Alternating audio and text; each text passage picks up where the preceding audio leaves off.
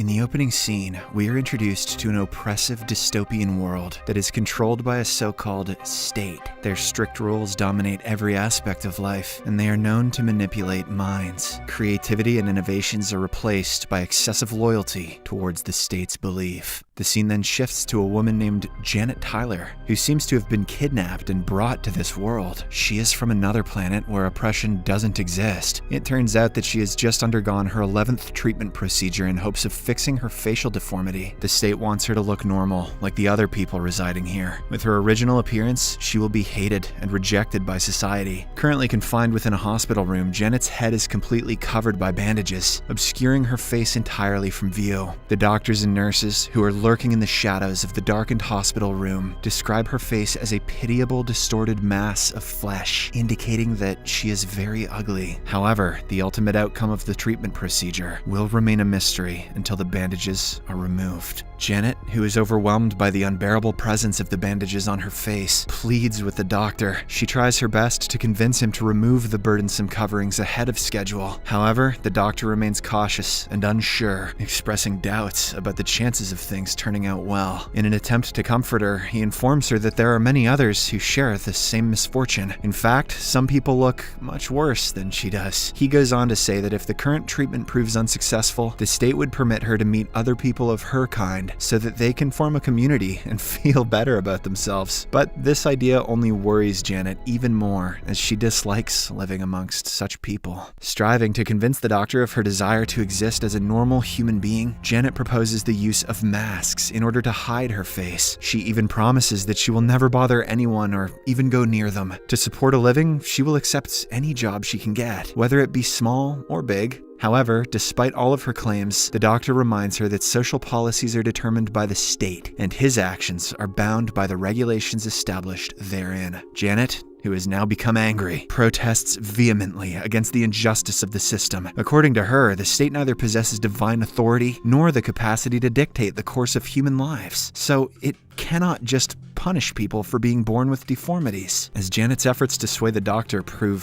futile, her frustration escalates, driving her to a state of frenzy. She screams at the top of her lungs to have the bandages removed from her face immediately. However, the doctor and nurse somehow manage to hold her and administer a dose of sedative, making her fall into a deep sleep. After some time has passed, the doctor eventually decides to remove the layers of bandages around Janet's face. He then instructs his coworkers to make the necessary arrangements for the same. However, amidst the preparations, a nurse hesitates to carry out the orders, as she is uncomfortable with how Janet looks. When the doctor learns of this, he becomes visibly upset and questions why Janet or anyone else should be judged solely based on how they look from the outside. He actually feels bad for the patients and wants everyone to treat them as normal human beings. However, the nurse simply tells him to refrain from questioning her any further, as it is considered treason. Hearing this, the doctor finds himself in a very difficult situation. He really wants to support Janet and help her feel better, but at the same time, he has to abide by the strict regulations made by the state. In the next scene, we are introduced to a prominent figure in the ruling hierarchy of the state, who takes center stage on national television to talk about the virtues of a glorious conformity. The leader reminisces about a previous era of humanity that was viewed as lacking direction, lacking productivity, and excessively driven by sentimental emotions. During that time, people held a strange idea that differences among individuals didn't matter much. They didn't discriminate when it came to race, color, caste, religion, and more importantly, facial features. However, the leader confidently asserts that these beliefs have now been proved wrong. There are scientific facts which prove that a person is superior if he or she has better facial features. This is why Canada has had a prime minister for 8 years who enjoys going bananas on Halloween. Back at the hospital, the doctor has come to a conclusion. He is now about to remove Janet's bandages, freeing her of all the troubles she has endured. But prior to starting this critical procedure, he issues a stern warning, asking her to remain still. The doctor stresses that if she makes even a slight movement, he will make the nurses hold her back and administer her with anesthesia, inducing a state of sedation. Hearing this, Janet is a bit scared, but she responds with a calm voice that she will be at her best behavior. She will also refrain from being emotional or crying. With this understanding established, the doctor commences the delicate process of unraveling the bandages. The atmosphere in the room is tense, as they have spent weeks on the surgery. Janet also starts becoming nervous, but the doctor quickly calms her down and offers her comfort. He assures her that even if the ultimate outcome of this procedure falls short of expectations, she will still have the opportunity to lead a long and fulfilling life. She can live within a community of people who share her similar circumstances. In that community, people don't discriminate at all. Instead, they help each other out. It is almost like the early ages, where everyone was equal. Except now,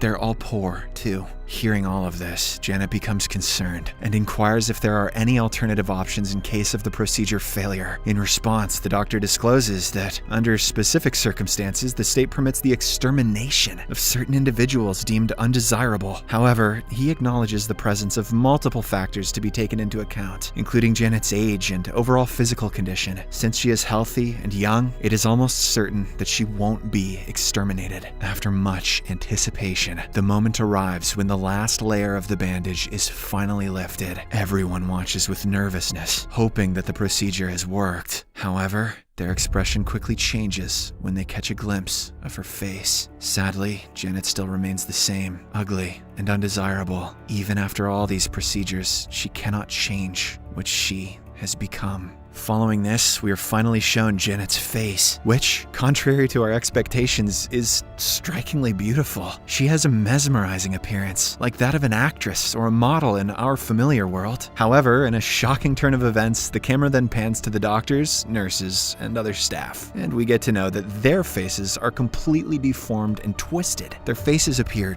droopy, with heavy brows, tired and lifeless eyes, swollen and twisted lips, and wrinkled noses with noticeably larger nostrils, reminiscent of pig snouts. With this revelation, we finally get to know the nature of the place. Having deformed facial features is considered normal and desirable, while the people with beautiful faces are hated and despised. They are given less rights, are made fun of by the locals, and are forbidden from dating the desirable ones. In short, they are subjected to excessive hate and treated like trash. Meanwhile, when Janet notices the faces of the hospital staff, she freaks out and starts screaming. All this time, she was under the impression that the people here would be better looking, but it is actually the exact opposite. Dr. Oink Oink and the Piggledy-Wiggledies try to calm her down, saying everything is fine, but she pushes them aside and escapes the room. But as Janet navigates through the hospital's hallways, she begins to witness the startling revelations of what is deemed normal within this alternate reality. Everywhere she turns, she is confronted by the sight of people whose appearances are very different from the conventional standards of beauty that she had known. Meanwhile, the hospital's flat-screen televisions, which are present throughout the premises, suddenly announce the presence of the state's leader. In his speech, the leader announces about the virtues of conformity, urging the citizens to live unitedly with the people of the same kind. He appears to be a hateful person who despises humans from other worlds. On the other hand, Janet reaches a room where she comes across a handsome individual by our standards. He goes by the name Walter Smith. Just then, the doctor also arrives and delivers some encouraging news. He reveals that Walter is one of the inhabitants from the deformed community, where Janet is destined to end up. This community is composed entirely of people who share her physical characteristics, a place where her perceived ugliness will not be a source of concern for the state. Janet is overwhelmed by the information and she does not know how to react. Sensing her nervousness and doubt, Walter approaches her and offers her comfort. He explains that she will surely find love and belonging in the community, and also assures her that she will live a happy life there. Moreover, he shares a saying passed down through the ages, that beauty lies in the eyes of the beholder, which means that while people of the state and their society may deem Janet's appearance as unattractive, there exist other people in the wider world who will perceive her innate beauty. Following this emotional exchange, Janet and Walter start their journey towards their separate community side by side. At this point, our protagonist has finally found a sense of comfort, and she is very excited to meet other people just like her. She wants to do normal things, which are impossible under the governance of the state, like going out for shopping, eating at restaurants, partying at clubs, making new friends, and so on. But now, with this community, her dreams will finally come true. The movie ends as the medical staff observes the couple's departure